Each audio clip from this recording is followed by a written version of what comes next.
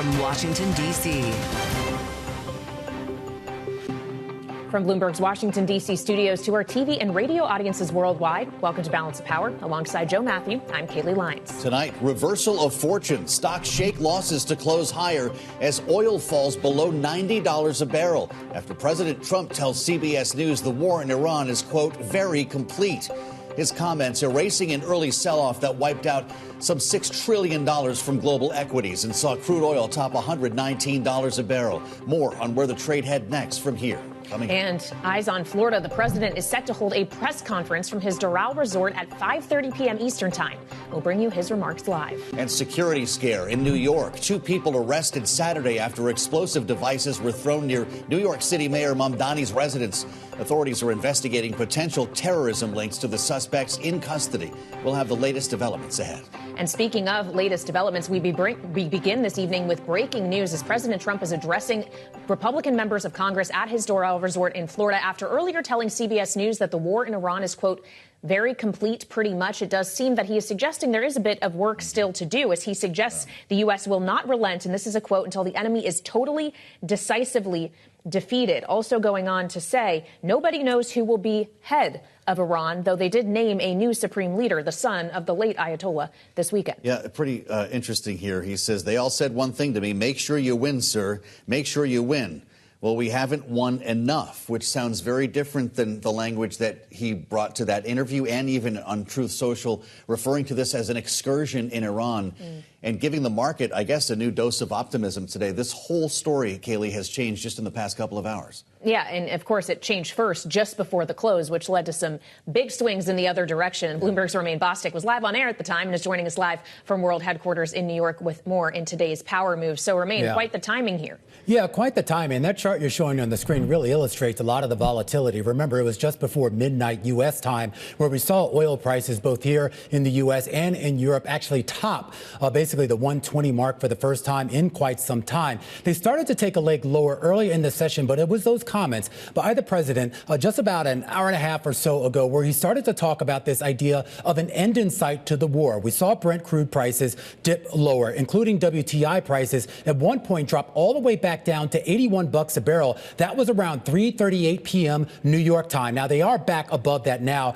at around $95, but that big drop that we saw in oil, that led to a big spike in equity prices. The S&P 500 that had been down more than 1.5% on the day finished the day 0.8% higher. The Philadelphia Semiconductor Index, what had been down more than 2% on the day, finished higher. Dow Transports, which has been down almost 4% on the day, finished higher. This is the idea that a market that was on edge really just wanted to hear one thing, that this war would indeed be coming to an end, and oil, gas, and all of the other goods and products coming out of the Persian Gulf would be able to flow through the Strait of Hormuz.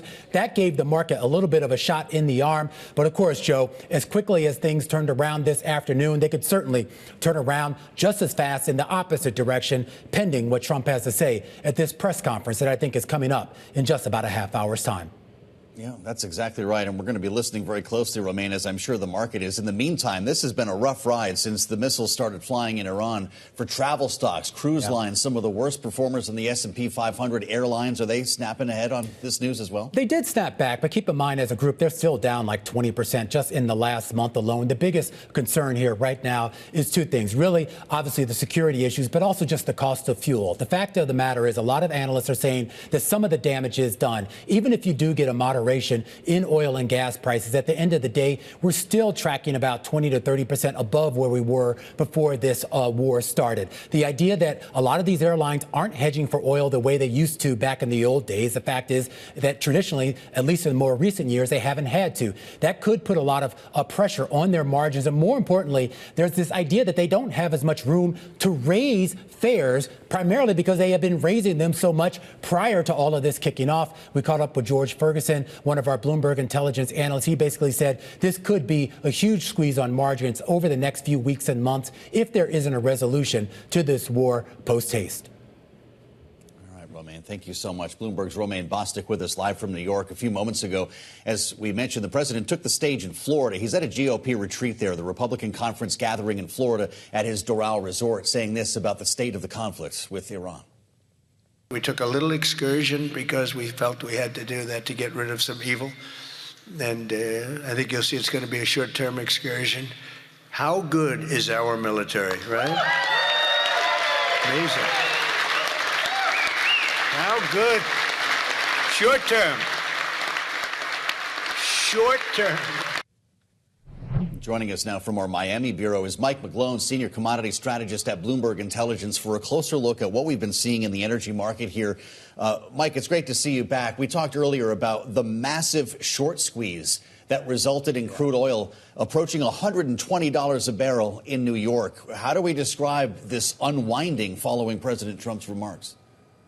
Well, Joe, I think that level around $120 a barrel is going to go down in history, akin to the peak around $130 in 2022 when Russia invaded Ukraine, and around $145 in 2008. You see the trend there? This was on the back of the closing of the Strait of Hormuz. First time ever, but now we're shifting over to massive cleansing in a bear market, trends back lower. And if you look over at the contract, that'll be the front month when Trump's, running for election in November is the December contract. And right now that's $69 a barrel. The high volume price is around 57. I think by the time we get to the elections, crude oil will be down on the year. That's not profound to say because natural gas did it. It was up 100% on the year, front contract, and now it's down 15%. Well, so, Mike, when we kind of walk through this timeline here, knowing that we are seeing shut-ins in many Middle Eastern countries, you can't necessarily just bring back production capacity that quickly. Is that not going to correct somewhat the supply surplus we had prior to this conflict? Could that not still mean the market is going to be a little tighter, at least for a little while? In the short term, Kayleigh, but the market looks ahead, and price maker status has shifted over to the Western Hemisphere, most notably U.S. and Canada. Significant surplus of crude oil supply, liquid fuels too, and they're selling forward. Because prices spiked, they were able to aggressively sell forward, bring on more supply. It should accelerate that trend to lower prices. Like I said, it's already happened in natural gas this year. This is typically the trend, and the bottom line is, what does Mr. Trump want by the time we get to midterms? Lower prices, and he has the ability to do that, and we have pre-existing trends in his favor. I don't know what he's going to tell us in the news conference coming up here. Mike, the president's scheduled to hold forth with reporters about a half an hour from now. He already told the New York Post, though, I have a plan for everything. You'll be very happy, referring to the surge in oil prices. He's already suggested ensuring and even providing military escorts to those ships that eventually will be going through the strait. Is that what we think he's referring to, and is that enough for traders? Well, but that's the key thing. Traders seem to be happy with what he said, I think partly because they know there's no shorts left. They look around and say, who's shorts? Who's short left? The bottom line is the closing of the Strait of Hormuz. That needs to be secured right away, bar none, number one first. Everything else trickles down from that. All right, Mike McGlone, senior commodity strategist at Bloomberg Intelligence. Thank you so much. Now, of course, the volatility in oil we're seeing comes as volatility in the region widens. NATO today intercepting a second ballistic missile from Iran fired toward Turkey. Debris from that missile falling throughout southern Turkey, where hundreds of military personnel are stationed, raising the risk the alliance could be drawn more directly into the conflict. Joining us now for more here in our Washington bureau is Julianne Smith. She's former U.S. ambassador to NATO during the Biden administration, and now is president of Clarion Strategies. Thank you for being with us here on Bloomberg TV and Radio, Ambassador. We appreciate it. As President Trump is sending, frankly, conflicting signals as to what exactly the timeline is remaining on this conflict, what would it take for NATO to actually be drawn in directly if it's not having debris from missiles landing in Turkey? Could you see this widening, that Article 5 needs to be invoked? Well, there is one scenario where you could see the alliance getting drawn in if Turkey continued to take hits, ballistic missile attacks from the Iranians, and let's say they incurred damage, loss of life, something like that. The Turks could go into the alliance and actually ask NATO for, first, something called an Article 4 consultation, just to sit and talk with the allies about what happened. And then eventually it raises a question about whether or not it would invoke Article 5, which is an attack on one, is an attack on all. But so far, despite 2 attacks that have been aimed at the Turks, they have not come in through the front door of the NATO alliance and asked for all of the alliance to respond. There's an important distinction there, Ambassador. It's great to have you with us at the table. President Biden used to refer to the sacred obligation to defend every inch. If Turkey did come to NATO right now, would that Article 4 review take place? Yeah, if they wanted to come through the front door and say, look, we want to consult with our closest allies. We want to tell you that we believe there's a new security risk, that we want more NATO assets on our territory. And then if these attacks continue, we'd like to bring in the alliance. But right now, let's be clear, the 2 missile attacks that occurred aimed at Turkey that were intercepted and neutralized, they were neutralized because NATO assets were able to take them out. So the U.S. has ships in the Med. That's part of NATO missile defense. And thanks to that presence, we were able collectively to take that threat away from our ally, Turkey. Well, as we think about the assets that are now deployed in the Middle East region and the munitions we are expending, obviously there is live conversation about what that's going to leave us left with when this conflict is all said and done, how that positions us in other theaters, how, for example, we would be able to share or not more munitions and supplies with Ukraine. When you consider what's happening in the Middle East and the ongoing war between Russia and Ukraine, what is the net impact going to be on that conflict? So there is an impact for Ukraine because what's happening right now, the U.S. has stopped providing weapons to Ukraine, and Europe is really stepping up. Europe now has been purchasing U.S. weapons to send to Ukraine.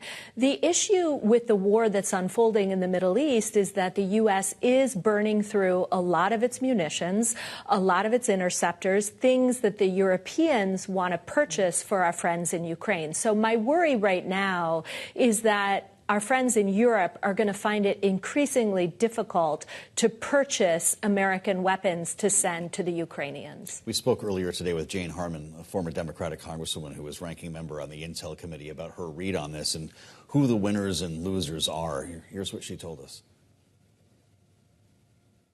The big winners, and there are only 2, and they are Russia and China. We've waived additional sanctions on Russia. I thought we were going to increase them to stop Russia's invasion of Ukraine, but we've waived them, and they're selling oil, making money, and they can perpetuate the war in Ukraine. And China now benefits from the fact that we have repivoted to the Middle East. We have fewer assets in Asia against China. What do our NATO allies think of the scenario she just read out, assuming you agree? Yeah, I absolutely agree with what Jane Harman just laid out. And I think what she's pointing out with that comment is it's important not just to look at what's happening in Iran in isolation. Actually, in recent years, thanks to what's happening in Ukraine, we've actually seen China, Russia, Iran, and North Korea actually all join forces to help Russia with its war in Ukraine. So in this moment, as they see Iran under attack, those 4 are thinking about what it means for them collectively. And I think Jane's right to note that Russia could benefit from this because they are potentially going to be able to sell more oil to China and possibly India. And then, of course, the Chinese could perhaps be relieved to see the U.S. engaged and bogged down in the Middle East. So for all 4 of those countries, I think watching the U.S. get increasingly engaged and become very, very distracted with what's unfolding in Iran gives them a sigh of relief that means less U.S. attention on those 2 countries. In terms of how the Europeans are looking at it, they're really divided. We see some European countries actually applauding what the U.S. is doing right now. Others are deeply worried about the ramifications it will have for their energy markets. And so it's kind of a mixed reviews across the European continent, depending on who you talk to. Well, and what are we learning when it comes to our European allies in particular about military cooperation, knowing the president has suggested he wants to cut off all trade ties with Spain because they wouldn't allow their air bases to be used for these operations. He apparently is no longer best of friends with Keir Starmer, the UK Prime Minister, because he also doesn't appreciate how the UK handled this situation. Is this actually doing more damage to some of our relationships, like a second rung of reaction, I guess? Yeah, there have been some really contentious issues with some of our closest allies on this, and it seems that the White House will not tolerate any leader in Europe that has an alternative point of view other than supporting the United States fully. So we've seen some kind of almost threats towards some of our allies in Europe, with the United States chiding our friends in Spain and for the UK for not backing the United States. So this is already a relationship relationship that's really encountered some turbulence in recent months. And I would say that adding this Iran war now into the mix is only creating added friction in the transatlantic. Well, let's put a finer point on it. Spain is one thing, and the president hasn't had much good to say about Spain for some time. The United Kingdom, he writes, our once great ally, maybe the greatest of them all, is finally giving serious thought to sending 2 aircraft carriers to the Middle East. He says, that's okay, Prime Minister Starmer. We don't need them any longer, but we will remember. What does he mean by that? Yeah, I mean, I can't obviously speak on behalf of the president, but it seems to me that the White House is signaling that this will be some sort of a stain on the special relationship for months to come. I hope that's not the case, because we have no closer ally in Europe, really, than our friends in the United Kingdom, and we share a lot of the same threats. We've worked together for decades, and we really don't want to harm that relationship because it benefits both sides. He got quite the welcome when he went to visit, as I recall. Ambassador. It's great to have you with us. Thank you. Julianne Smith, former U.S. ambassador to NATO in the Biden administration, with us live on Bloomberg. Coming up, we'll keep our focus on the Middle East and President Trump's timeline for this conflict that appears to be evolving today. We speak with Monica Yacoubian, director and senior advisor of the Middle East program at CSIS. That's next on Balance of Power on Bloomberg TV and radio. Because the Democrats are owned by the insurance companies, remember that. And so they have a problem. That's why it's hard to...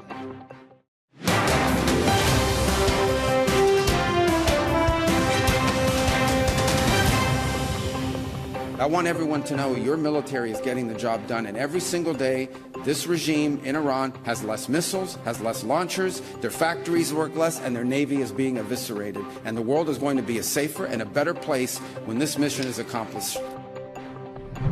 This is Balance of Power on Bloomberg TV and radio. Alongside Kayleigh Lines, I'm Joe Mathieu in Washington. Secretary of State Marco Rubio there from earlier, I should say, about the conflict with Iran now dragging into its 10th day. We're just moments away from hearing from President Trump, we should note, about this ongoing conflict in a news conference. If you're with us on Bloomberg TV, he's speaking to a House Republican retreat down in Miami. He will later resolve to another ballroom with a group of reporters, and we'll bring you that conversation. First, we add the voice of Mona Yacoubian, director and senior advisor of the Middle East program at the Center for Strategic and International Studies, CSIS. Mona, it's great to see you, and thanks for joining us today on Bloomberg. The rhetoric has certainly been changing. The president referring to this not as a war, but as an excursion in an interview a short time ago and in remarks in that room. And he told a reporter that the war is very complete. How do you interpret these remarks? And is it up to the U.S. to make that declaration alone? Well, I would interpret the remarks as President Trump possibly preparing to create an off-ramp for the U.S. As we saw over the weekend, especially when the energy markets opened on Sunday night U.S. time, pretty significant impacts on the price of oil. And I think the really growing concern that this disruption can be significant for the U.S. economy.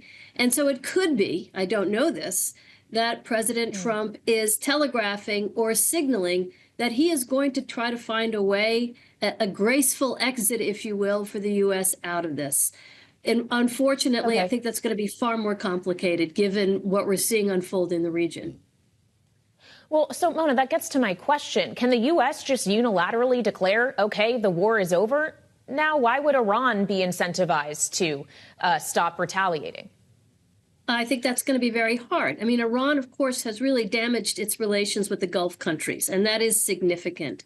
But look, I think that we have opened a bit of a Pandora's box here. And we shouldn't forget there's a whole nother war that has erupted now between Israel and Lebanon, with Israel going after Hezbollah. So there are all kinds of knock-on effects that continue to reverberate around the region. And a declaration by President Trump that the war is now very complete isn't necessarily going to suffice in terms of having a real de-escalation take root in the region. We're just going to have to wait and see. There was some concern reportedly inside the administration about the extent to which Israel went in bombing oil facilities last evening in areas of Iran, to the point where Senator Lindsey Graham, the biggest Iran hawk of them all, actually urged a tempering effect by the Israelis. And I wonder where we find some sunlight between the missions from the U.S. and from Israel, and the extent to which both governments trust each other in taking the next step? Well, I think the trust is there, but I do think there are some real differences in terms of objectives, where for Israel, really sowing chaos in Iran and destabilizing not only Iran, but other parts of the region is not necessarily a bad thing. Whereas for the United States, as you can see, we're suffering already significant economic energy impacts. And here I think there really is a concern by the United States that this can escalate out of control. And a destabilized Middle East is by no means something that is in the interest of U.S. national security. So I think that's where you're seeing some of the biggest differences arise between the United States and Israel. Well, of course, that stability or instability may come down to who fills the power vacuum now that we know that the late Ayatollah's son is the next supreme leader, Mujtaba Khamenei. But President Trump, just a moment ago, speaking in Doral, Florida, suggested we still don't know who the leadership will be. Take a listen to this, Mona. Their terrorist leaders are gone. We're counting down the minutes until they will be gone. Think of it. We had leaders, and they're gone. Then we had new leaders, and they're gone. And now nobody has any idea who the people are that are going to be the head of the country, and will not relent until the enemy is totally and decisively defeated. Mona, would you be surprised if we go after the son, the new supreme leader, next? I'm not sure about us. The Israelis could. Or Israel. I mean, we have. Sure. Yes, we've seen the Israelis do this in the past and in other scenarios. So decapitation and continued decapitation is very much within their playbook. I think it's fascinating that President Trump has not acknowledged what has been announced and is widely reported in the news, that Ali Khamenei, the former supreme leader's son, has succeeded him. But this is something that the president expressly said he was opposed to last week. And so he may be reluctant to acknowledge that the Iranians have essentially poked a finger in the eye of the U.S. by moving forward with the son of Ali Khamenei, Mujtaba Khamenei, as the new supreme leader. That is a defiant move, I would say, by Iran. Yeah, interesting. He was asked in a separate interview about that if he had a message for the new Ayatollah, and he said no when he was given the opportunity. He had nothing to say. I'm curious, Mona, what you make of the mandatory evacuation order at the U.S. diplomatic mission in Saudi Arabia, and what that tells you about Iran's appetite in our remaining moment here to continue attacking its neighbors. Well, it underscores the danger that continues in the region. The fact that Iran has gone after the U.S. embassy in Riyadh there a few times and other targets in Saudi Arabia underscores just the very dangerous reverberations of this conflict. And I think a decision by the U.S. to go on ordered departure suggests that at least diplomats on the ground in Saudi Arabia don't see this ending anytime soon and feel it is important to get U.S. diplomats that are non-essential out of harm's way. All right, Mona, we appreciate you joining us. Mona Yacoubian, Director and Senior Advisor of the Middle East Program at CSIS. Thank you so much. Coming up, we are expecting President Trump to give a news conference later this hour, as right now he's addressing House Republicans at a retreat in Florida, with lawmakers weighing new supplemental funding for the ongoing conflict between the U.S. and Iran. We'll discuss that with our political panel next on Balance of Power on Bloomberg TV and radio.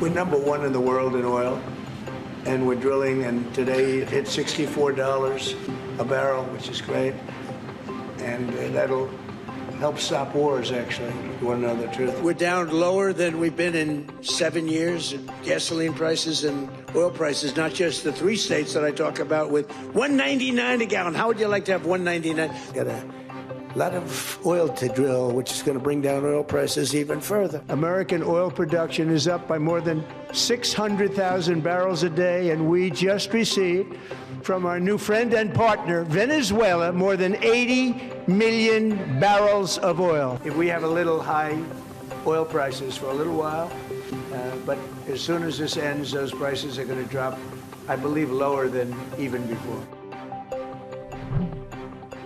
This is Balance of Power on Bloomberg TV and radio. Alongside Joe Mathieu, I'm Kaylee Lyons. And that was President Trump discussing the progress his administration has made with oil prices, which of course hit triple digits earlier today before retreating back below $90 a barrel on the president's suggestion to CBS that the war in Iran will be over soon. Joining us now with her insight is Jennifer Welch, chief geoeconomics analyst for Bloomberg Economics. So, Jenny, obviously, it's an open question as to what exactly soon means. It's also an open question as to whether or not the U.S. is in a position to say, OK, war is done. When you have Israel, Iran, other Gulf countries now involved in this, to what extent can we take the president's timeline forecasts as gospel here? Well, I think, as you noted, very soon is a very open-ended sort of interpretation of what that timeline could be. Last week, he was saying we were originally planning on 4 to 5 weeks. Maybe by some definitions, that is very soon, considering the ambitions that he set for this campaign.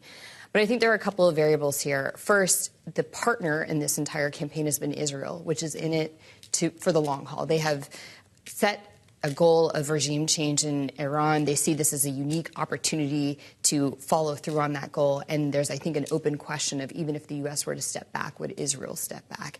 And if it didn't, if it continued, the concern, even as the administration has expressed it, is that could have repercussions for U.S. forces in the region. And then the second variable is Iran, which now views this as a war of resistance, and they've dug in their heels. And I think they will recognize that this is a toolkit that they can now draw upon next time there are tensions with the U.S. or with Israel. When you think about scenarios that would equate to unconditional surrender, like the president said, or at least something to show for what's been done. I know they say that the missile launchers are almost depleted here. I guess Iran is further away from getting a nuclear weapon than it was when this started over a week ago. But there's been talk about committing special forces, for instance, to capture the highly enriched uranium that we've never gotten our hands on, or even to seize Karg Island, where the oil transfers take place about 15 miles off the coast of Iran. If the president says this operation is very complete, is any of that still on the table? I think we would have to see a significant escalation of U.S. and Israeli strikes to really bring about the sort of unconditional surrender as he's pictured it. We've seen every suggestion from Tehran that they are digging in their heels. They are finding new leaders to replace the ones that have been taken out by prior strikes. The regime is extensive and it is entrenched throughout the country, and I think that they will fight until the last person if they have the ability to. Something else the president said in that interview with CBS was the idea that the U.S. is considering taking over the Strait of Hormuz. Obviously, the president has suggested the U.S. would be willing to provide insurance, perhaps even naval escorts. Is it even possible to take over the Strait of Hormuz? What would that entail? I think what he might be referencing, if I'm attempting to extrapolate, no one can get inside his head, of course, would be on that latter point of providing escorts, providing air defense cover, et cetera. And I think that would, to a certain extent, provide greater assurances to tankers and shippers looking to move through that area. But the challenge is that the Iranians have many options at their disposal. As Joe mentioned, many of their missiles have been undermined, but they have drones, they have mines, they have even fast boats and the potential of suicide boats or other mechanisms that they can leverage, even if their missile capabilities have been effectively rendered null. Mm-hmm. Boy, it's pretty remarkable to consider what could take place here, Jenny, in the days ahead. When you hear the president talking like this, though, it sounds like he wants an off-ramp, as we heard earlier this hour. Should we have any reason to believe that Iran would offer one, knowing that damage could be limited from here? I think much would depend on the terms of it, right? And prior U.S. terms, and the reason why negotiations that were happening last month didn't produce a deal is because what the U.S. wanted from Iran, caps not just on its nuclear program, but also its missile program, were no-goes. And I think those will continue to be no-goes for the new leadership. Boy, Jenny, thank you for being here. Jennifer Welch is Chief Geoeconomics Analyst for Bloomberg Economics, and we thank you as ever. Joining us now with their reaction, this evening's political panel, Bloomberg Politics contributor and Democratic strategist Jeannie Shanzano is with us, Democracy Visiting Fellow at Harvard Kennedy School's Ash Center, alongside Republican strategist Sarah Chamberlain, the president and CEO of the Republican Main Street Partnership. It's great to have both of you with us, ladies, and thank you for joining our conversation. Jeannie, I'll start with you here, and everything that you've just heard from Jenny Welch and some of the other minds that have joined us here this evening. The rhetoric changed dramatically. The president says that the mission is very complete. Is that the same as mission accomplished? It sounds like it. And I tell you, who has to be most stunned about this is Pete Hegseth, who went on 60 Minutes, I believe that was filmed on Friday, and said the mission is ongoing. There's a lot more to do. And all of a sudden, the market's open today. We're starting to get new polls showing how unpopular this is. And the president does what seems to be a 180. Now it's President Trump. So I think we have to wait and see which President Trump shows up at the press conference today. Is the one who says the war is over and begins to try to figure out an off-ramp and to de-escalate? Or is it the Donald Trump who says we still need regime change and we need a more U.S.-friendly and Israeli-friendly regime? We'll have to see, but the messaging is all over the place. Well, and for Republicans who are facing re-election in November, they desperately want it to be the former, not the latter, right? Absolutely. So are they conveying the message to the president? I just wonder if it is political forces or market forces that might be the loudest voices in the president's ear right now. It's really a combination of both. I mean, and obviously he is down there talking with the members today. They're giving him feedback, what's going on in their districts, the gas prices. That really hits home with a lot of Americans. You've got 40 to 60 cents increase per gallon of gas. That really hits your average budget, your pocketbook issues. And this election is going to be on the economy. There's no doubt about it. So the quicker we can get past this, hopefully bring the price of oil back down, if not lower, the better that the members will feel going into their election. Well, I guess you just answered our next question. We're at, for what, a AAA average, national average, $3.47 a gallon, and that could go up from here. Then again, we saw crude oil fall out of bed today. Maybe these are the higher prices or the highest we're going to see. Mike McGlone seemed to think so earlier this hour, Kayleigh. So is there a way to channel this, though, to the benefit of Republicans as maybe not America first, but your security first, to complete the narrative that this is something that only Donald Trump had the ability to do? Because we've been hearing these lines. I don't know if Republicans are just saying that because they're hoping the president's watching. Is this part of the campaign trail narrative now? It is. We're working on what our messaging is going to be. The one big beautiful bill. How do we message that? And how do we message this? I mean, in our lifetimes, the Middle East has had terrible unrest. If this can be successful, as President Trump thinks it's going to be, can you imagine having a Middle East that it's not? I mean, that is safe and not always fighting and, getting along with Israel. I mean, that would be a huge step forward. So hopefully everyone's got their fingers crossed that the president is on the right track and we can find some real peace in the Middle East. Of course, it does seem that there will be a cost to that, not just the cost of now 7 American service members' lives, but billions of dollars potentially, which could require the president to go to Congress and ask for more defense spending. Joe actually spoke on Friday with Democratic Congresswoman Debbie Wasserman Schultz of Florida, who suggested that she, as a Democrat, could be open to a supplemental funding request. Listen. I'm really concerned that the depletion of our munitions, I've talked to the defense industry as well, and they are very concerned. I will support a supplemental because we have our military over there and we need to make sure that we're protecting our national security interests and ensuring that they have the resources that they need. Jeannie, I wonder how many Democrats you think might be with her in the event that this request does come down. Can they really be seen voting against the troops?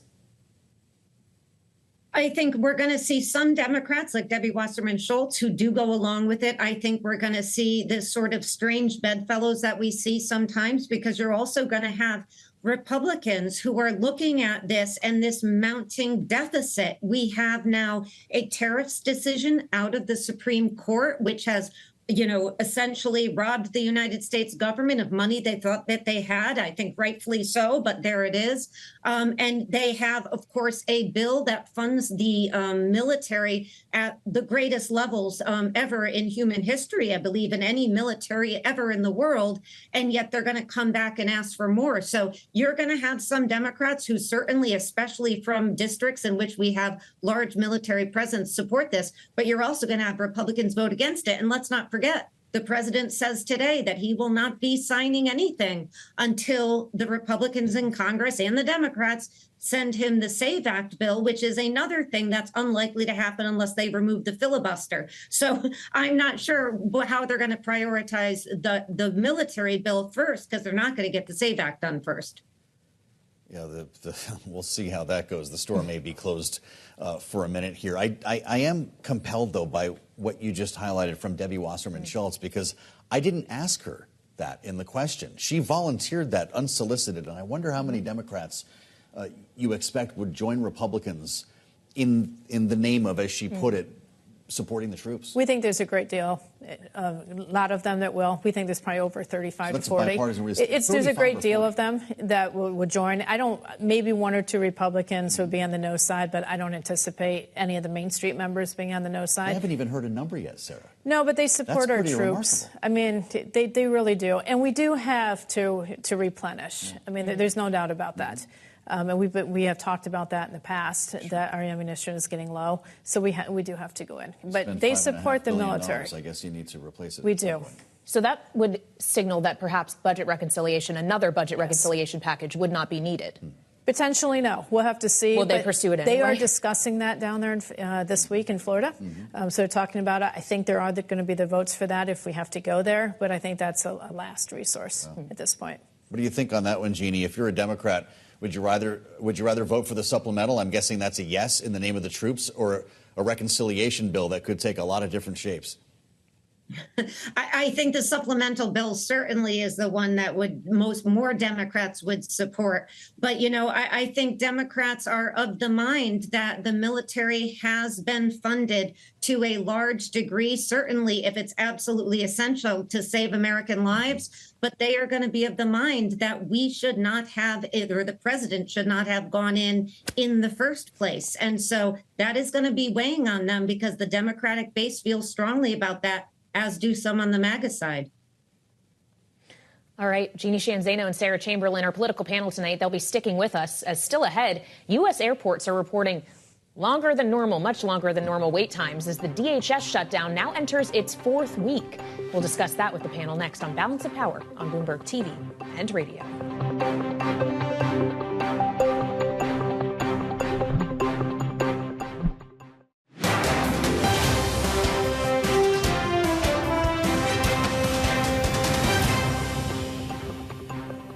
This is Balance of Power on Bloomberg TV and radio. Alongside Joe Mathieu, I'm Kaylee Lines. And these are our stories we're following in today's Power Brief. Federal prosecutors have charged two men for allegedly bringing explosive devices to an anti-Islam protest outside of New York City Mayor Zohar Mamdani's house in what authorities are describing as an ISIS-inspired attack. The two are suspected of traveling to New York to commit an act of terrorism and allegedly made statements referring to ISIS before unsuccessfully attempting to detonate the devices. Mamdani spoke on the charges to the press. The defendants are charged with attempting to provide material support to ISIS, using a weapon of mass destruction, transporting explosive materials, interstate transportation and receipt of explosive materials, and unlawful possession of destructive devices. The Washington Post out with a report examining the firms now picked by the Trump administration to retrofit and run warehouses that will be used to house migrants in several states around the country, with the Post finding the administration is, quote, turning to a crop of relatively untested businesses to rapidly build and operate the facilities, awarding contracts upward of $100 million to companies that have, quote, not been awarded any previous federal contracts for immigrant detention, according to government procurement records, unquote. Australia is allowing members of the Iranian women's soccer team to remain on the Gold Coast after some players were targeted by Tehran for not singing the national anthem before their match. President Trump led the charge, encouraging Australia to protect these players, and even said the U.S. would house them if Australia would not. Trump posting on Truth Social that Australian Prime Minister Anthony Albanese is working to secure asylum for all players, though some are choosing to return to Iran over concern for their families. And with the partial government shutdown now in week 4, in case you're not counting, travelers across the country are facing longer wait lines at security. Airports, including New Orleans International, Atlanta, Texas, now warning travelers to arrive hours early at their terminal and expect longer security lines. Houston specifically over the weekend telling people to get there 5 hours before their flights. Right now, TSA employees who work under the Department of Homeland Security, which is operating without federal funding, the impasse stemming from Democrats' demands to reform the agency following the fatal shooting of 2 U.S. citizens in Minneapolis by federal law enforcement. Back with us, our political panel, Bloomberg Politics contributor and Democratic strategist Jeannie Sheehan Zaino, Democracy Visiting Fellow at Harvard Kennedy School's Ash Center, alongside Republican strategist Sarah Chamberlain, the president CEO of the Republican Main Street Partnership. It's starting to feel familiar, maybe not the longest shutdown in history, but it was the pain at the airport you could argue, that brought that to an end. Sarah, will this be the same? Absolutely, and Easter's coming. But I would tell you from the Republican side, we do not know what more the Democrats want. Kristi Noem is no longer there. Actually, a member of Main Street will be confirmed, and he'll be the secretary. He's tough. They're going to have a different approach. Tom was over briefing the members on Thursday morning. Tom Holman. Yeah. So they're going about this in a different way. We need the Democrats to come to the table and get the government reopened in this area. I mean, look what happened in New York. We need a secure homeland. We got to get through TSA. We've got Easter travel coming. So we ask the Democrats meet at least halfway on this issue. Is that the off-ramp for the Dems? Jeannie, you got to protect the homeland against threats from Iran and sleeper cells? Based on what we've heard from the leadership and many members, I don't think so. There is the reality that there has been a change at the top of DHS, and when and if Markwayne Mullin is he is confirmed. But let's think about this. After Alex Preddy's death, what did Markwayne Mullin said? He called Alex Preddy a deranged individual who came to on that street in Minneapolis to cause maximum damage. So there is a change in individual potentially, but there is not a change in policy. And that's what Democrats have been asking for. How you treat protesters, peaceful protesters. What is needed in order to enter the homes of Americans? Do you need a judicial warrant? They are saying yes. Demasking, identifying yourselves. These are common sense things. So I don't think that this is going to change anything because the administration has yet to meet the Democrats with these common sense reforms in terms of how federal agents on the street treat Americans who are peaceful and engaged and exercising their constitutional rights. Well, the president, even if there was a deal right now, may not sign it anyway. He made very clear in a Truth Social post last evening that without the SAVE Act passing, he's not signing any other bills first. He said that will be number one when it comes to the list of priorities. And he was just talking about the SAVE Act. This is voter ID as he addresses Republican House members at their retreat in Florida. Listen. The only reason you vote against voter ID is because you want to cheat. There's no other reason. They come up with reasons. They say, it's racist. That's their number one, racist. Then you have to explain it, and they're just sitting there mumbling. They can't explain it. And it's actually very insulting when they use the term racist. Very insulting to the people that they're trying to so-called defend, but they're not defending. Sarah, do you worry that the president's stand on this, he won't sign anything before the SAVE Act, will keep other things like DHS funding on ice? It potentially could, but the president has changed his mind before. Okay. And I think so we need... if that lands on his desk, he's probably Yes, we need to get this back up and running. I mean, the TSA, they can't keep going without money. You got FEMA in there, you got the Coast Guard. I mean, there's a lot there. But he does firmly believe in the SAFE Act. I mean, and I'm not really sure why people are fighting that. I mean, we don't get to do anything. I couldn't even come in this building without my ID, my picture ID. We can't do anything without picture ID. And the argument is, well, women change their names. Okay, we've been changing our names for years. We take our husband's name, we change our ID. It's well, and not about half of the country doesn't have a passport, right? So that's a consideration, too, in terms of the ID that you can But you can provide. use your driver's license. You can use other things. So, but is this going to get past the Senate? No, probably not. So, because they're not going to remove, it's still going to take 60 votes. Yeah. They're not going to remove the filibuster. Even though he is calling for that. He is, but I don't see that happening. Okay, so, Jeannie, if the filibuster lives on and the Save America Act is not going to become law, we're done. No more legislating this congressional session? That's right. It's a typical And Jeannie, actually, before you begin, I'm going to have to interrupt you because President Trump is beginning his press conference. So let's listen live on Bloomberg TV I'd like and to radio. wish everyone a very good evening. And over the weekend, the United States military and the Israeli Defense Forces continued Operation Epic Fury very successfully. Over the past 9 days, we've carried out some of the most powerful and complex military strikes and maneuvers the world has ever seen. Now, you add that up to all of the other things, Midnight Hammer, getting rid of the nuclear threat from Iran, which was a big moment in history, in my opinion, and the great success we've had in Venezuela and all other places. Every place we've gone, we've had tremendous success. But while we're doing all of these things, we're achieving major strides toward completing our military objective. And some people could say they're pretty well complete. We've wiped every single force in Iran out very completely.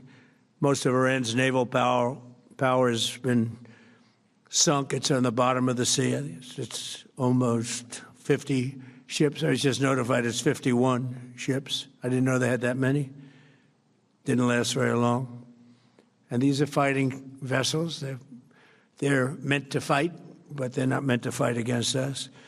We continue to target Iran's drone and missile capabilities. Their drones are way down.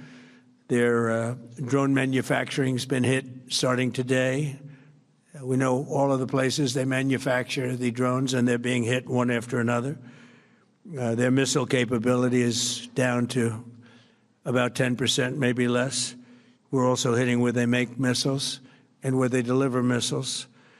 We've struck over 5,000 targets to date, some of them very major targets, and we've left some of the most important targets for later in case we need to do it. If we hit them, it's going to take many years for them to be rebuilt, having to do with electricity production and many other things. So we're not looking to do that if we don't have to. But they're the kind of things that are very easy to hit, but very devastating if they are hit. We are waiting to see what happens before we hit them.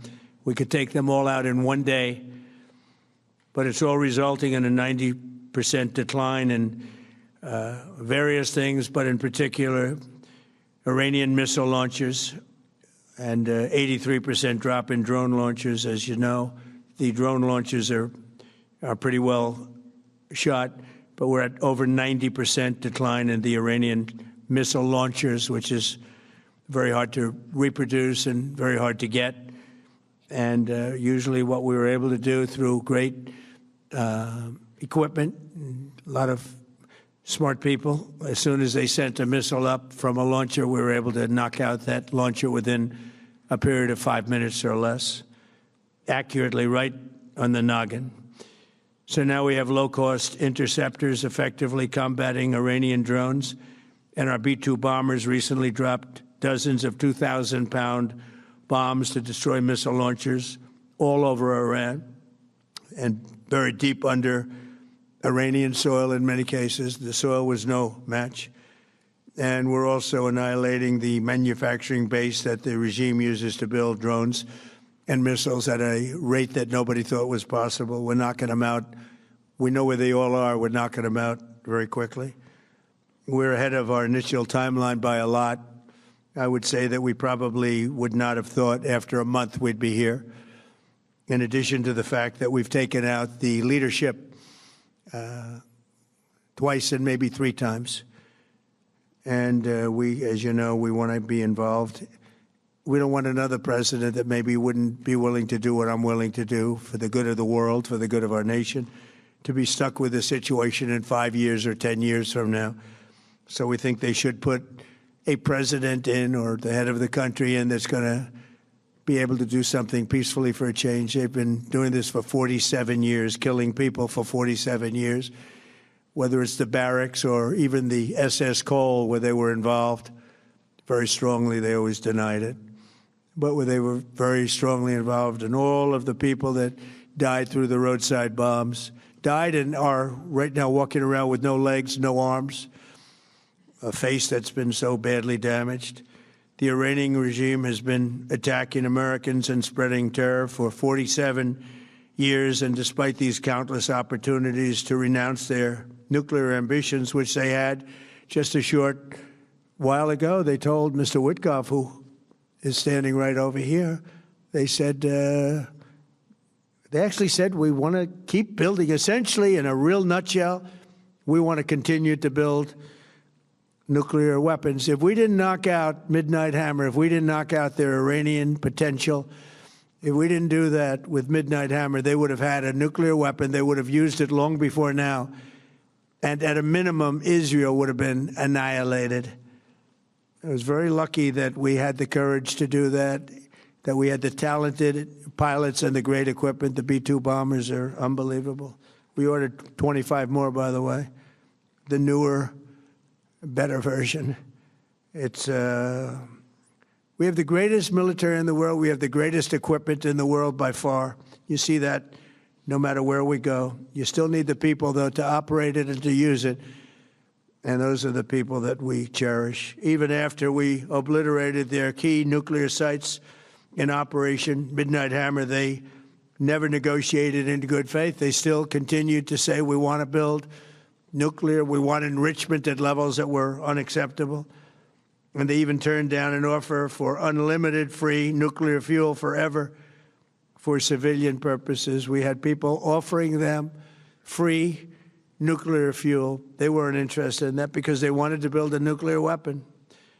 So instead, the regime was trying to reconstitute its weapons program at a different site. They couldn't go back to where they were, the 3 sites that we obliterated. But they were starting work at another site, a different site, different kind of a site. And that was protected by granite. They wanted it protected. Granite's pretty good, but they wanted it protected by a lot deeper. They wanted to go a lot deeper, and they started the process while rapidly building conventional ballistic missiles. They were going to do it all at the same time that threatened our overseas bases and soon could have reached even our homeland. The regime's intention was to use this exponentially growing ballistic missile threat to make it virtually impossible to prevent them from obtaining a nuclear weapon.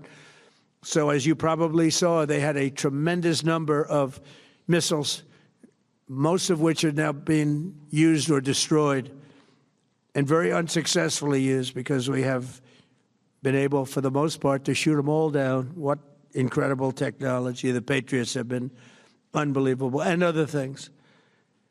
And the laser technology that we have now is incredible. It's coming out pretty soon. Where literally lasers will do the work of, at a lot less cost, do the work of what the Patriots are doing or what other things are doing. The situation was very quickly approaching the point of no return, and the United States found it intolerable, in my opinion, based on what Steve and Jared and Pete and others were telling me, Marco, so involved, that I thought that they were going to attack us. I thought they would, if we didn't do this at the time we did it, I think they had in mind to attack us. And if you notice, they did something which was very foolish, very stupid, I would say. They attacked their neighbors. And their neighbors were largely neutral, or at least weren't going to be involved, and they got attacked. And it had the reverse effect. The neighbors came onto our side and started attacking them, and actually quite successfully. If you look at Saudi Arabia, you look at UAE, Qatar, and others, but they were strong and they were smart, but they got attacked. Nobody, when I first heard it, I said, no, somebody made a mistake. There was no mistake. UAE had over 1,000 missiles shot at it, knocked them almost all down. On the very first day I came down the escalator in 2015, I said, quote, I will stop Iran from getting nuclear weapons, and all I'm doing is keeping my promise. Think of that. That was in 2015. I said it. It was a threat then and a much bigger threat now, but no longer a threat, not for a long time anyway. We want to keep it that way. As we continue Operation Epic Fury, we're also focused on keeping energy and oil flowing to the world, and I will not allow a terrorist regime to hold the world hostage and attempt to stop the globe's oil supply. And if Iran does anything to do that, they'll get hit at a much, much harder level. I will take out those targets that were easy and that I mentioned just before. We'll take them out so quickly, they'll never be able to recover, ever. If they want to play that game, they better not play that game. In the long run, oil supplies will be dramatically more secure without the threat of Iranian ships, drones, missiles, nuclear menace, or anything. So the Strait of Hormuz is going to remain safe. We have a lot of Navy ships there. We have the best equipment in the world, inspecting for mines. Again, most of their ships are down at the bottom of the sea. But we will hit them so hard that it will not be possible for them or anybody else helping them to ever recover that section of the world if they do anything. In recent years, the regime and its terror proxies have launched attacks on hundreds of commercial vessels. We're putting an end to all of this threat once and for all, and the result will be lower oil prices, oil and gas prices for American families. We've done that. We've done it. We brought it very low. This was just an excursion into something that had to be done. We're getting very close to finishing that, too. In the meantime, during this brief disruption, the United States is offering political risk insurance to any tankers operating in the Gulf. So we're putting up risk insurance. We'll perhaps go alongside of them for protection. We don't think it'll be necessary if it is. And if they do anything, the price will be incalculable. It will be so great that they will have wished they never did it, because you have to keep the straits flowing. With all of that, it affects other countries much more than it does the United States. It doesn't really affect us. We have so much oil. We have tremendous oil and gas, much more than we need. We have Venezuela now as our new partner, great partner. They've worked out so wonderful. We're working with the administration, the president, and it's a massive source of oil, gas, everything. But we're in a very good position, but very unfair to other parts of the world, like China as an example. I mean, we're doing this for the other parts of the world, including countries like China. They get a lot of their oil through the straits. So we're doing this. We have a very good relationship with President Xi in China. I'm going there in a short period of time, and we're protecting the world from what these lunatics are trying to do, and very successfully, I might add. We're also waiving certain oil-related sanctions to reduce prices. So we have sanctions on some countries. We're going to take those sanctions off till this straightens out. Then who knows, maybe we won't have to put them on. There'll be so much peace. But when the time comes, the U.S. Navy and its partners will escort tankers through the strait if needed. I hope it's not going to be needed, but if it's needed, we'll escort them right through. And we have the greatest mine-sweeping ability. We have the greatest ships, and all of the, we know exactly where they're placed. We'll get them out of there very fast, but we hope we don't have any of that. And again, if they do that, if they play that game, we're going to hit them at a level that they have not seen before.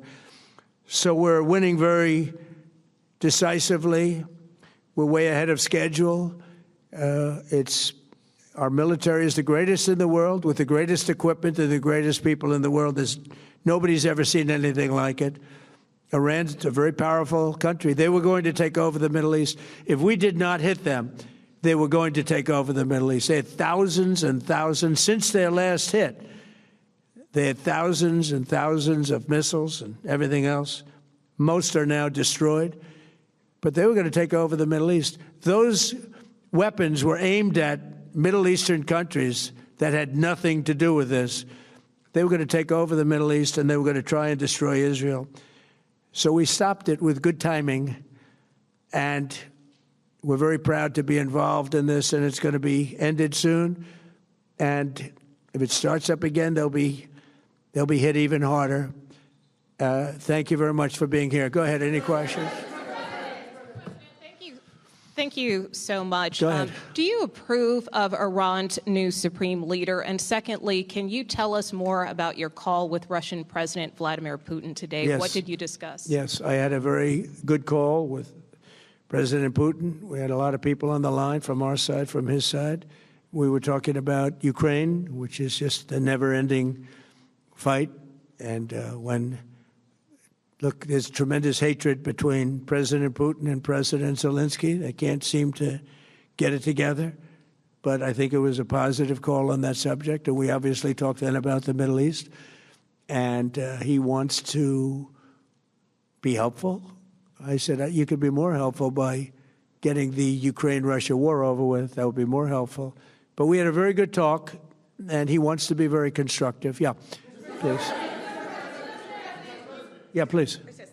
Thank you, Mr. President. On Iran, you called it an excursion. You said it would be over soon. Are you thinking this week it will be over? No, Are you talking but soon. about days? I think soon. Okay, and with respect Very to... soon. Look, everything they have is gone, including their leadership. In fact, there are two levels of leadership, and even actually, as it turns out, more than that. But two levels of leadership are gone. Most people have never even heard about the leaders that they're talking about. So it's obviously been very, very powerful, very effective. To Cuba, you said that Cuba wants to make a deal. Yes. What would the United States get in return for that, and why should Americans trust Marco Rubio to negotiate it? Well, Marco Rubio is doing a great job. I think he's going to go down as the greatest Secretary of State in history.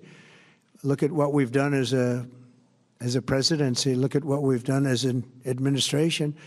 They trust Marco, and so do the American people trust. He's been successful no matter where he's been.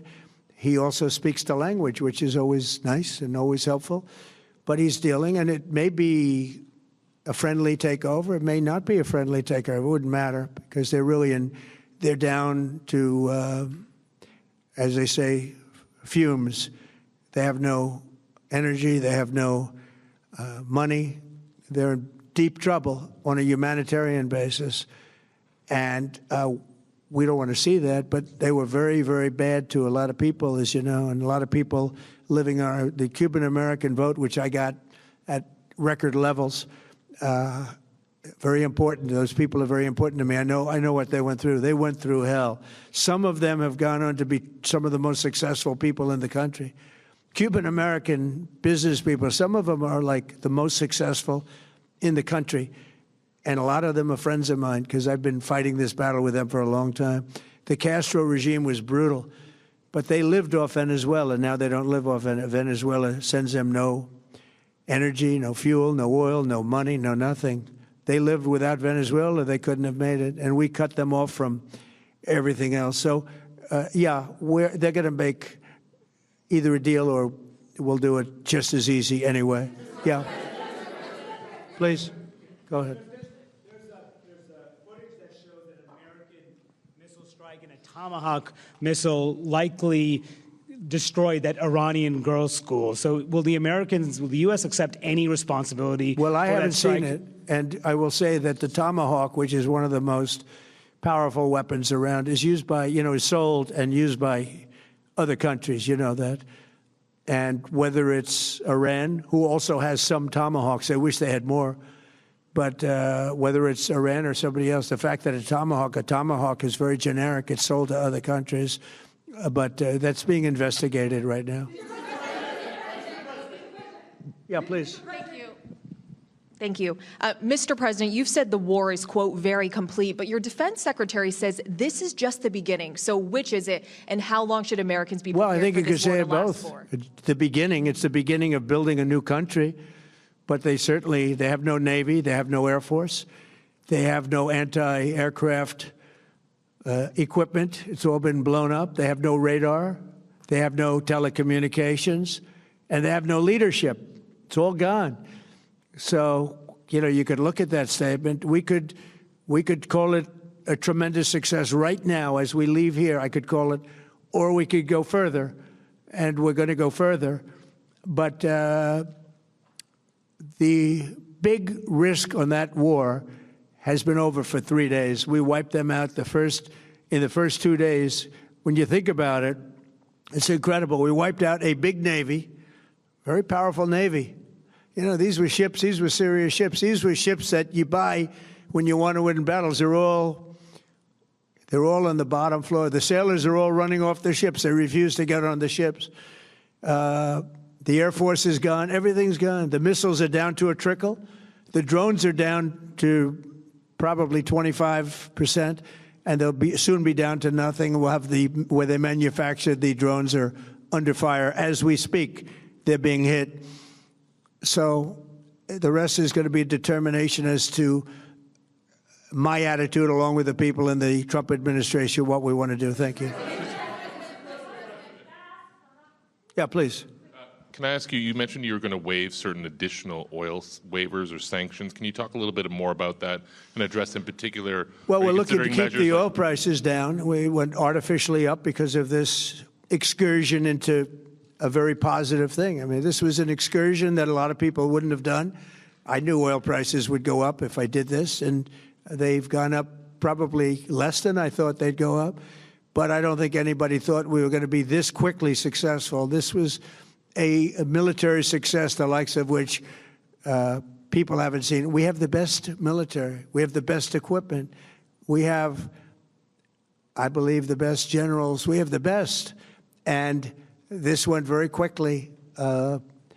We talked about that with President Putin. He was very impressed with what he saw because nobody's ever seen anything quite like it. You know, Iran was a very powerful military country with all of the missiles. Now, you had the double attack. You had the original attack with us and Israel, and that knocked them for a loop. Then you had the B-2 bombers, which took out their nuclear capability, and they would have had a nuclear weapon within 2 weeks to 4 weeks, and they would have used it long before this press conference, and we might have had a much different press conference if we had a press conference at all.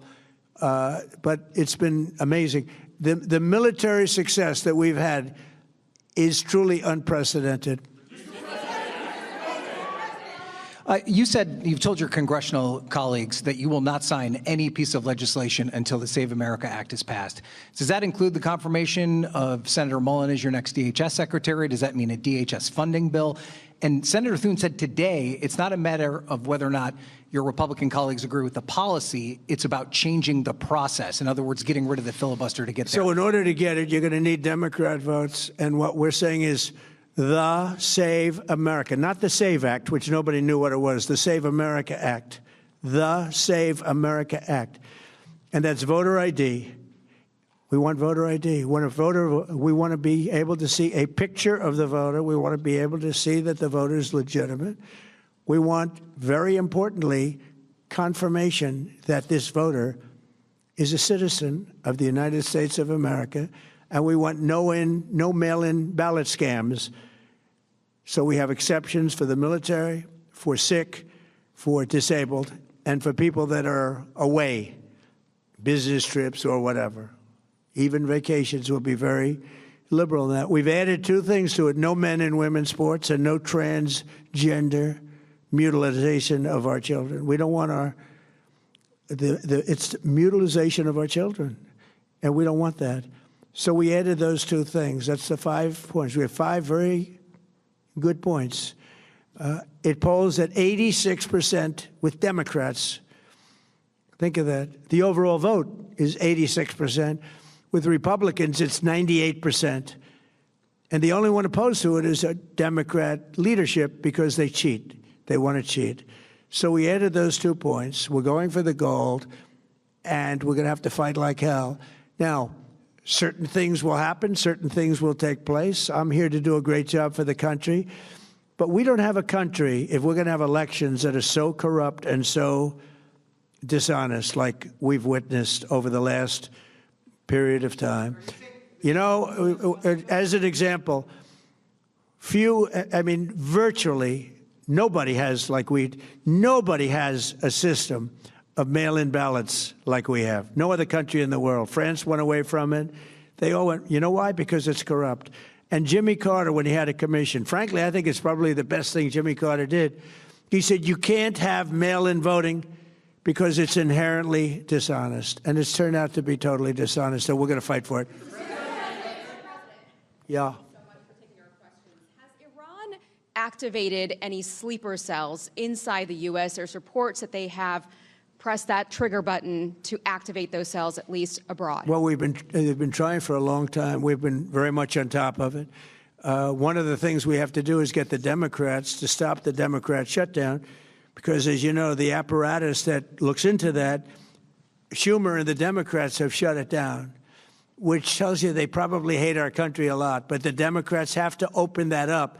But we've got very, very good intelligence into that. We know a lot of different things that have happened that have been very bad.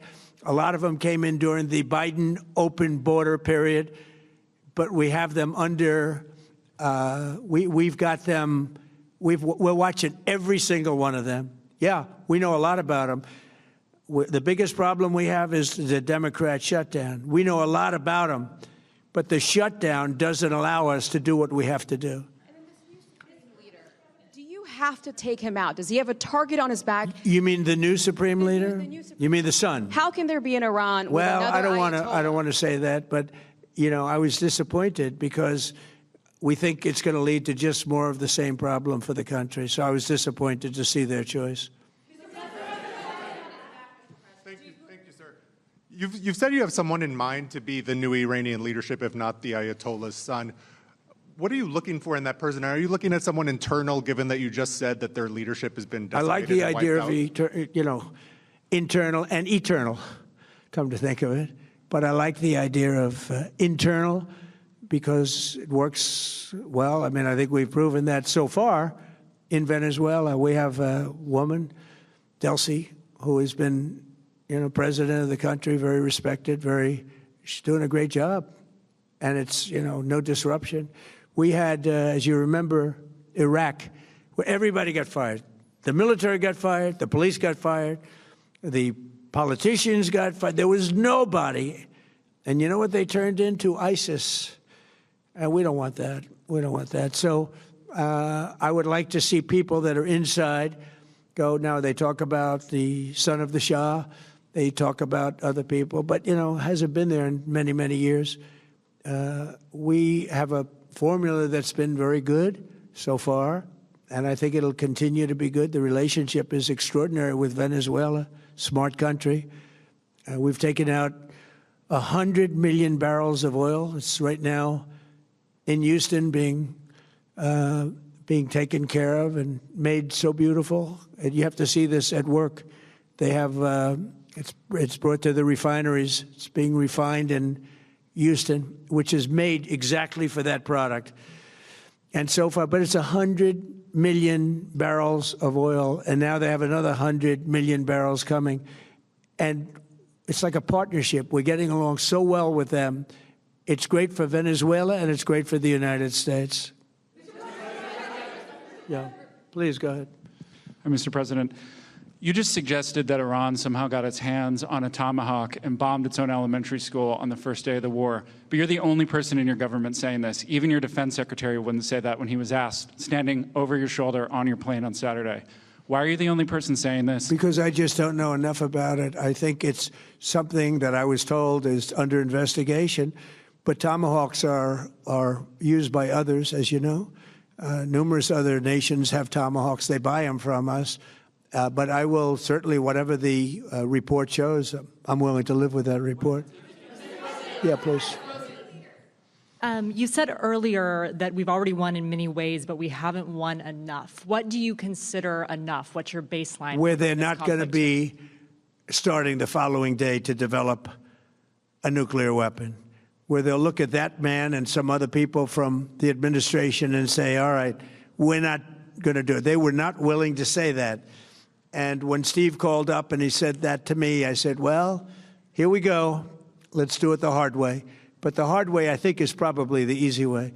When basically I can see that they will no longer have any capacity whatsoever for a very long period of time of developing weaponry that could be used against the United States, Israel, or any of our allies. We have great allies in the Middle East, great countries that are allies.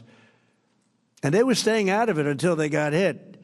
Someday they'll have to do a story. Why did he do that? Why did they do that? But they were going to hit them. If I didn't hit them first, they were going to hit our allies first. I believe, upon information and belief, but I believe that he was going to, they were going to take over the Middle East. They were looking to take over the Middle East. Now, had Operation Midnight Hammer not taken place, that was definite, because they would have had a nuclear weapon within a matter of weeks. But that took place. That was a setback. But look at the number of missiles they were able to buy and make over the last 6 months. And those missiles were aimed at various countries. And when you look at over 1,000 missiles shot at like UAE, they were looking to take over the Middle East. We got there first. We're lucky. I'll tell you what, the Middle East and those countries, very rich countries, are very lucky that I was president instead of somebody else. Mr. President, are there any points of disagreement between yourself and your vice president when it comes to U.S. action in Iran? I don't think so, no. No, we get along very well on this. He was, I would say, philosophically a little bit different than me. I think he was maybe less enthusiastic about going, but he was quite enthusiastic. But I felt it was something we had to do. I didn't feel we had a choice. If we didn't do it, they would have done it to us.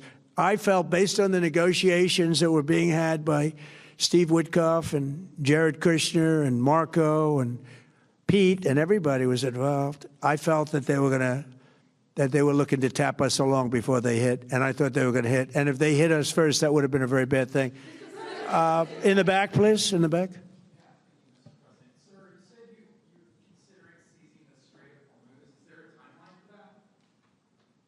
About the Strait, you mean? Yeah, well, I want to keep it open. I want to keep it good. You know, it doesn't pertain to us so much as it does to China. We're really helping China here and other countries because they get a lot of their energy from the Straits. But, hey, look, we have a good relationship with China. It's my honor to do it. Yeah. You have called him an unacceptable choice. So does he have a target on his back? And how can you say I don't want to say whether or not he does because that would be inappropriate. But, hey, look, I had a target on my back because, as you people wrote pretty well, they caught the assassin that was after me. So we just got them first. But they caught the assassin. They have him now in custody that was after me. So, you know, but people don't like to mention that, but they did catch him. And I'd like to congratulate our military, Secret Service, FBI, all of the people that worked on that, but they did. Yeah, please. Go ahead. No, go ahead, please. Thank you, Mr. President. You promised the Iranian people you would help them, but it sounds like you're willing to end this fight after your military objectives have wrapped up. Isn't that a betrayal of the people? Will I help them? I'd like to, if they can behave, but they've been very menacing. You know, they're great people. They have an amazing population. It's amazing, smart, brilliant, energetic. They have a great, I'd love to help them, but they have to be in a system that allows them to be helped. And right now they're in a system that only allows failure. And I don't want that. And I want a system that's not going to be attacking us. We want a system that can lead to many years of peace. And if we can't have that, we might as well get it over with right now. Yeah, please. President, as of today, there have been 8 U.S. military fatalities associated with the war in Iran. How many American deaths are you willing to have in this war? Well, as I said before, when you have conflicts like this, you always have death. And I was at Dover yesterday. I met the parents, and they were unbelievable people. They were unbelievable people, but they all had one thing in common. They said to me one thing, every single one, finish the job, sir. Please finish the job. And I'll leave you at that. Thank you very much, everybody. Thank you.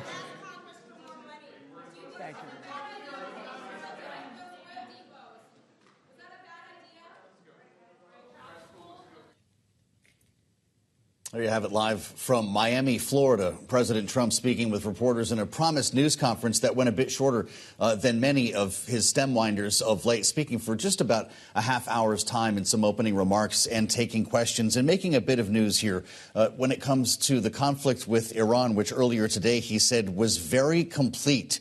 When asked specifically about this, and this was a redhead on the terminal, the president said the Iran war will end soon, but not this week. Specifically asked about this, whether it was days or weeks ahead. When it comes to the price of oil, and we watched crude oil, by the way, in the futures market reopen and continue to decline during the president's remarks. Right now at $89, $89.50, down another 6% when it comes to West Texas Intermediate. The president saying, quote, this was just an excursion into something that had to be done.